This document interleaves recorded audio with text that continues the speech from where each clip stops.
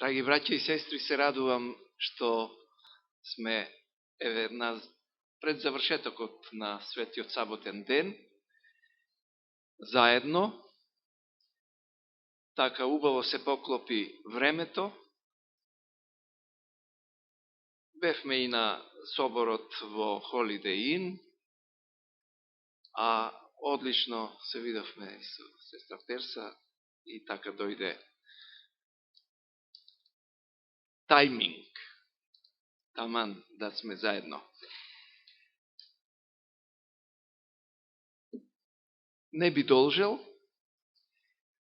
пораката од Господа за сите нас би се сочинела во насловот вест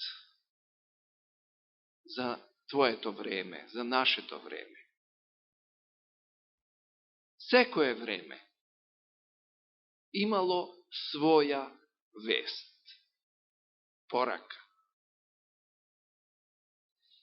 Јас би се фокусирал на веста за нашето време, односно твоето и моето време. Која е таа вест за нашето време? Верувам, многу добро го знаеме, само да се подсетиме. Дека е тоа вест која не била во ниедно друго време. И не била за ниту еден друг народ. И дека Господ дал да се родиш, да се родам во ова време, да ме задолжи со самото тоа што сме родени во ова време, крајот на 20-тиот и почетокот на 21-виот век од раѓањето на Исус Христос. Таа вест, велам, никој, ама никој, и ниту една друга религија, верска заедница, не ја разбрала таа вест, освен адвентистите на седмиот ден. Има многу верски заедници, се спомнуваат над 1000. И ниту една, ама баш ниту една, не ја разбрала оваа вест, освен ти и јас, односно адвентистите на седмиот ден. Ние не сме само адвентисти, ние сме адвентисти на седмиот ден. И тоа е поврзано со оваа посебна вест, што ние сме ја разбрале. Од 1844 година, нам многу добро позната година, 22 октомври, Господ даде преку она горко разочарување што го доживеа тогашните пионери, во устата сладка како мед, книгата што ангелот, односно адвентистите, ја изедоа, ја ставија во уста, сладка како мед, ама во стомакот горка како пелин. 22 октомври 1844 година. И од тогаш почнува да тече времето на трите посебни пораки или ангелски пораки. Првите две беа Првите две беа за тогашните адвентисти. А третата ангелска вест е за нас денес. Зошто? Па затоа што за се има време и настапи време на, па повелете, демантирајте ме, на језуитите. Нели дојде папата, прв папа, језуит, сегашниот папа, језуит. А тоа е тесно поврзано со сите настани што ќе отпочнат според библиското сценарио да се одвиваат од неделниот закон. Затоа сме адвентисти на 7-миот ден. Само подсетуваме. Односно, саботата, оној печат Божји наспроти жигот, кој што многу скоро ќе биде наметнат. Жигот не се става доброволно, туку наметнато. Тоа е толку блиску пред нас. Значи, од 1844 година, и тоа на американскиот континент, не случајно,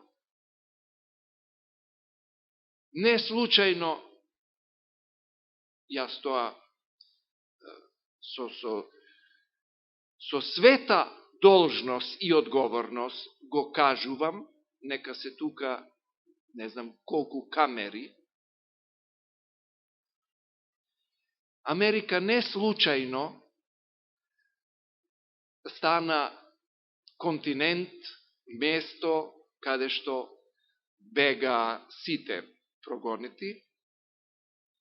Америка не случајно беше избрана за верско пробудување. Верско пробудување.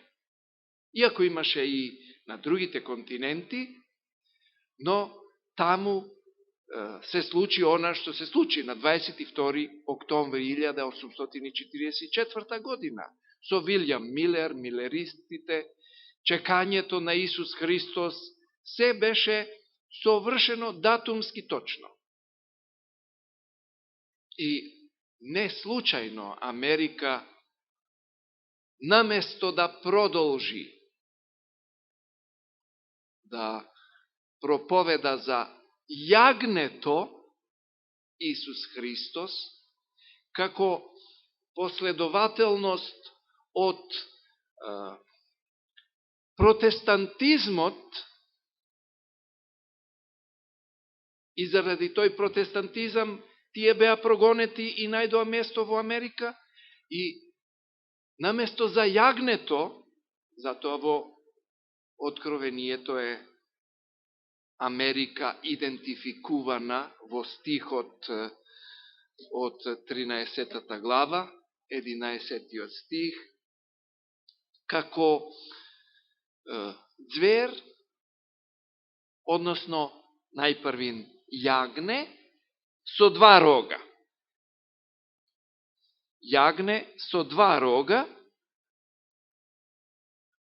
11 стих, и видов друг звер, како излегува од земјата, имаше два рога, како на јагне. За јагнето Христос во почетокот требаше да продолжи до денешно време. Ама каков парадокс, нонсенс, безсмислица, 31. октомври Тоа е денот на реформацијата, односно Мартин Лутер зачукува на катедралата од Витенберг 95 неправилности на тогашната државна црква, римокатоличката. Ден на реформација, 31. Америка, наместо за јагнето, прогласува ден на вештици. Истиот тој ден, 31. октомври, е денот на вештици. Какво бламирање, какво понижување на еден покрет кој што Господ даде да се случи преку многу реформатори, а името Мартин Лутер ми се чини како да предничи. И не случајно Америка е земјата каде што адвентизмот наместо да оди прогресивно и наместо да проповедаат за јагнето Исус Христос, денес во таа Америка се случуваат работи кои што за нас, адвентистите, се големо разочарување.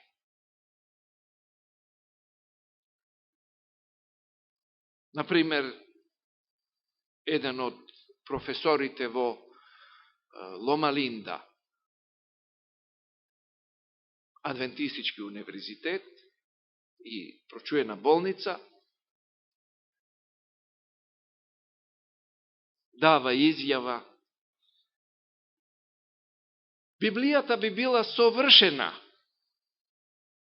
само да ги нема оние 9 стихови за хомосексуалците или аджувани или оние LGBT денес популарно.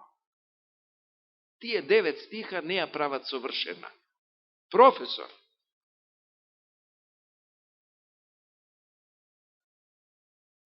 И сведоци на хорди на LGBT заедници. Денес се хорди, джган,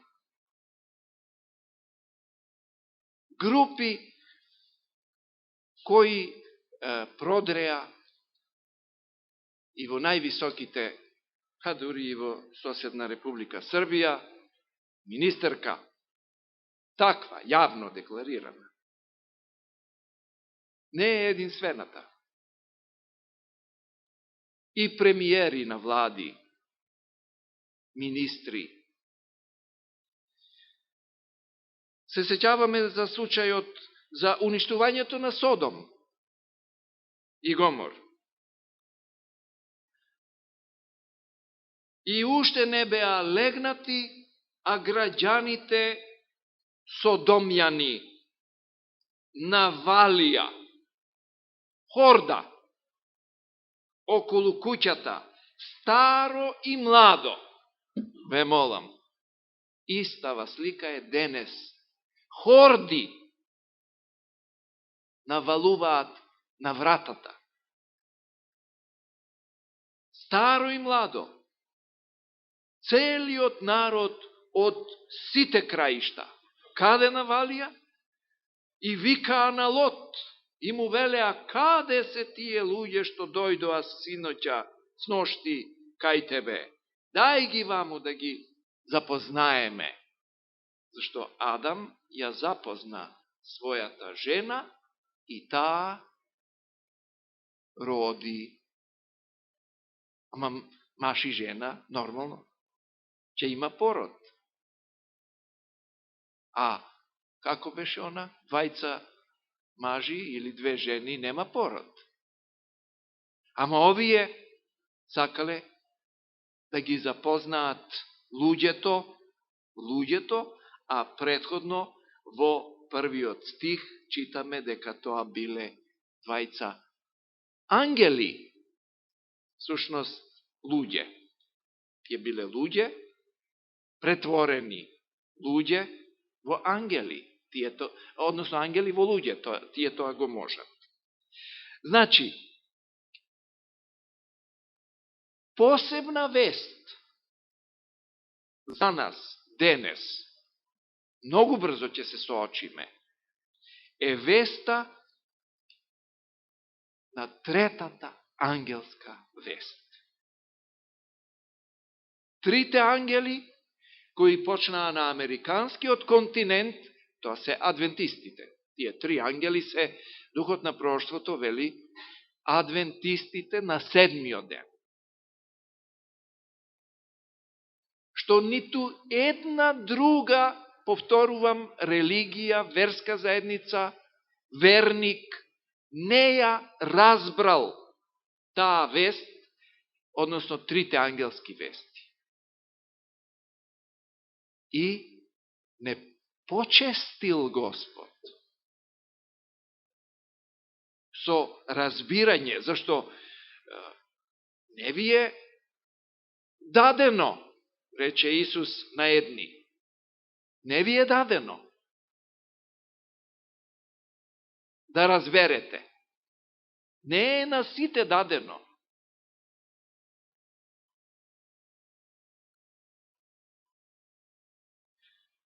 Ова е благослов, но и одговорност со последици, ако не им зборуваме на другите за оваа витална вистина. А оваа вест за наше време е третиот ангел, што во она време, велам, не било и немало досега ниту еден поглавар језуит, што го имаме ние денес во нашево време. Третиот ангел одеше по него, говорејќи со силен глас, секој кој што ќе му се поклони на ѕверот и на иконата негова и ќе прими жиг на челото или на раката своја, тој ќе пие од виното на гневот Божји. Ово се последиците. Ако ти и јас оваа вест за наше време не ја објавуваме. Последици се, ќе пие од виното непомешано во чашата на гневот негов, гневот Божји. И понатаму ќе биде мачен, и тоа како ќе биде мачен, и со оние маки Јаковови, признаени и непризнаени гревови, бил на прагот на Божјото царство и се наоѓа во онаа група на изрешетани, одувани, не би му посакал на ниту еден таков завршеток, каков што Господ сака да ни даде добар завршеток на сите. Имам добри мисли, добри планови, зашто имам добри намери. Господ сите не сака.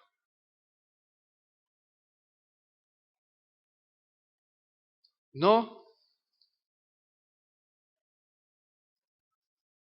денеска се случуваат такви работи, силни, страшни работи.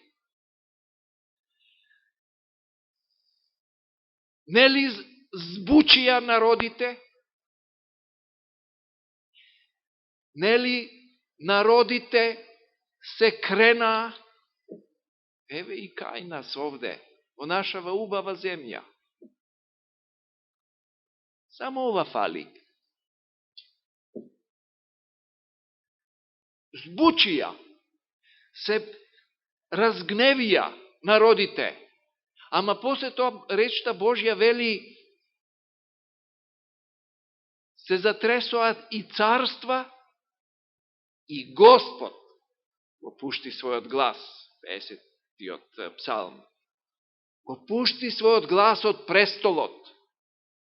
Значи, само што не е дошол Господ Исус. Само треба вака. Го имаме зверот, го имаме. Неделата, неделниот закон, се е спремно. Само на сила да се наметне. И те поставив за стражар. Тоа е таа вест. Те поставив за стражар.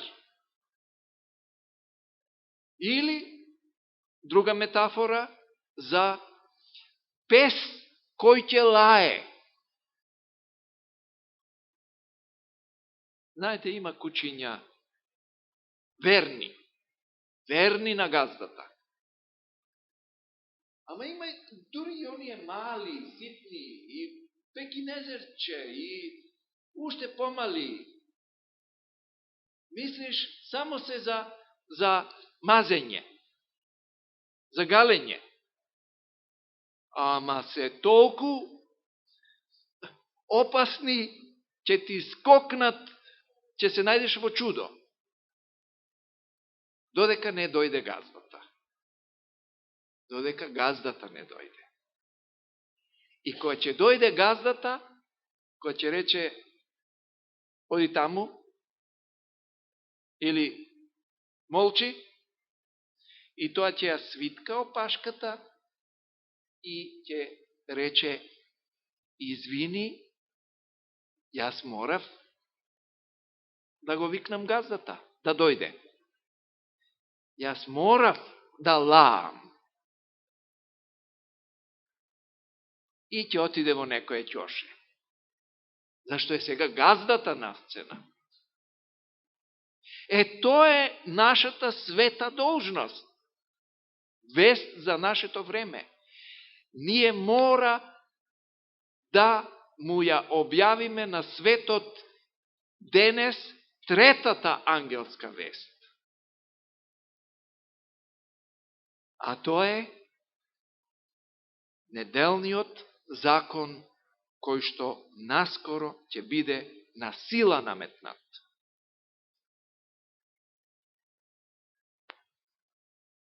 Читаме и за онаа група во Еремија 6 глава, 16-тиот, 17-тиот стих.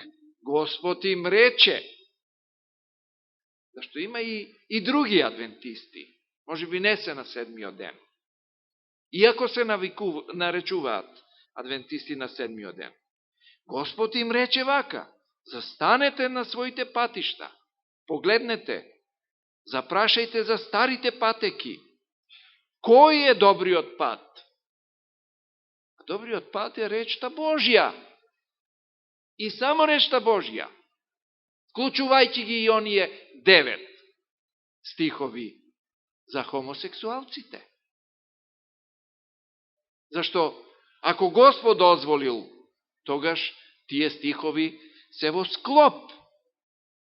И никој не смее ниту да одземе, ниту да додаде.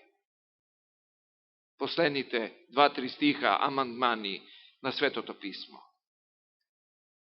Ама денес се обидуваат професори на наши високо реномирани универзитети, кои што мешетарат, одат и кажуваат. Што кажуваат? Кажуваат, па, во Библијата никаде не пишува, например, дека жените треба да бидат свештеници. Ама никаде не пишува и дека не може да бидат свештеници. Спрема тоа, може. И тоа ги учат студентите. Некоја нивна филозофија, односно додавање на Светото Писмо. Нема додавање на Светото Писмо. Ниту одземање. И затоа не ме чуди што има таков сој професори. Исус не предупреди и Павле, и Петар. Целата Петрова, 2 глава е за тоа. 2 Петрова, 2 глава. За лажни, порочни учители. Или после мене ќе дојдат, рече Исус, рече Павле, волци во јагнешка кожа, кои нема да го штедат стадото. И еве, кога читаме во Еремија 6.16, и им рече, застанете и погледнете и прашајте за старите патеки, кој е добриот пат? И одете по него и ќе најдете мир, покој на душата своја. А тие рекоа, нема да одиме по тој пат. Во 17 стих, пак Господ им вели, односно ни вели, само зависно од нашиот одговор се. Ве поставив за стражари, говорејќи, внимавајте на трубниот глас, а тие рекоа, нема да внимаваме. И ги има такви. Најново, мора да го кажеме тоа, еден наш познато име, но речено е, гревот кажи го, грешникот не. Така ли? Ајде, нема да го кажеме името, ама ќе кажеме што е во главата на тоа име и на тие имиња. Од 15 до 17 јуни оваа година на аеродромот во Хитроу е закажана конференција на представници на 10 унии денес во светот од 4 дивизии на адвентистите на 7-миот ден, кои што застануваат отворено во побуна против авторитетот на Генералната конференција на адвентистите на 7-миот ден. Па, нели Јуда го предаде Исуса? И го продаде.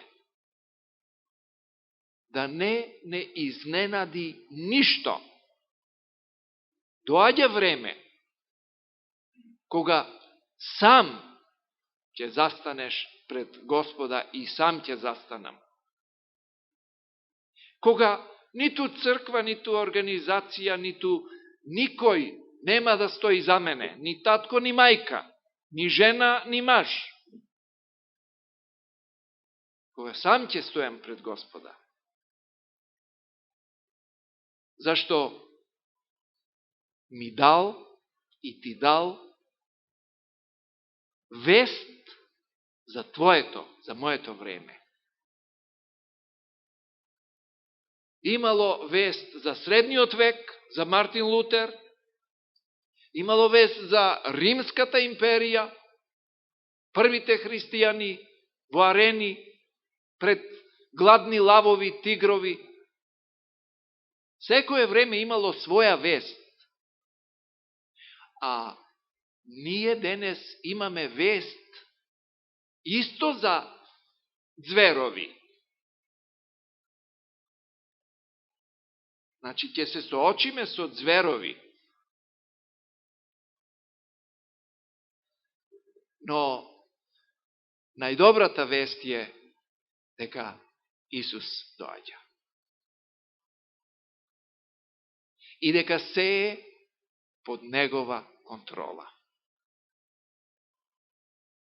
И дека нема ниту влакно да ни фали. Дека ни најогладнети лавови нема да му нашкодат на Данило во јамата. Затоа што Данило остава верен. И на Седрах, Мисах и Авденаго никаква ужарена печка справи за мачење. Баш на 31. октомври, минатата година, бев во Белград. И видов, фатив последниот ден од изложбата на 60 експонати. Повеќето беа реплики, односно се вадат, би рекол се вадат, дека на ниједна од тие справи за мачење не било човечко тело, дека наводно сите биле реплики направени да одговараат на оригиналните.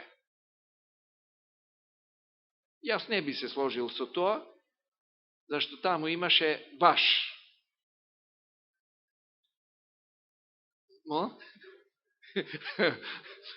60. Ги снимав. Кој сака може да му ги покажам на мојот iPhone. Оригинал со пропратен текст. Страф и ужас. Ама историјата ја води Господ Исус Христос. И на крајот тој доаѓа по втор пат оправдано. Не доаѓа како турист. Тој го почнал делото на планот на спасението, тој и ќе го заврши. Доаѓа по тебе и по мене. Само едно ќе бара и ќе очекува. Дали сум му бил верен? Зашто на крајот најубавите зборови ќе бидат: добро, слуго, добар и верен. Над многу сум те поставил. И ќе бидеш на многу. Влези во радоста на твојот Господар. Влези во царството каде што ќе нема разделби.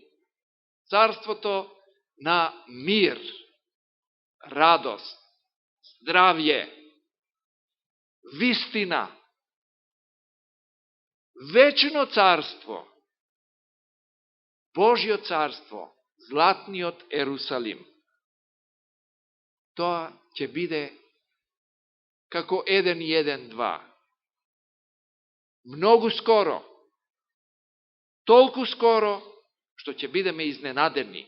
А ќе бидеме изненадени и од други некои работи што ќе се случат.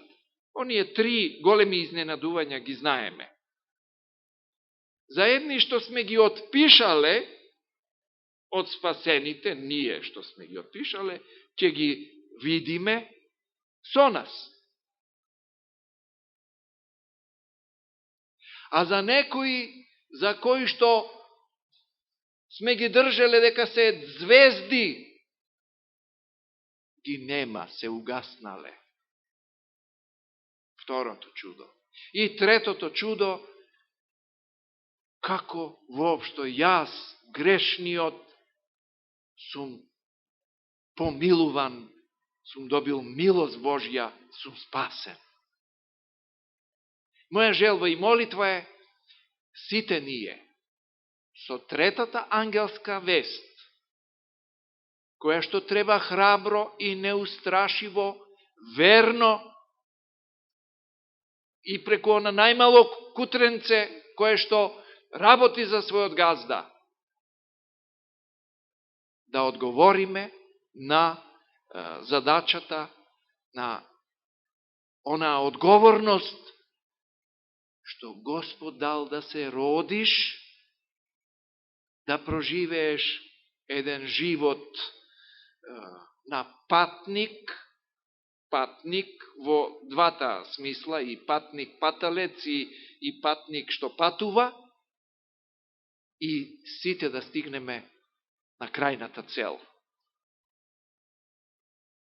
Да бидеме заедно со Исус Христос. Амин.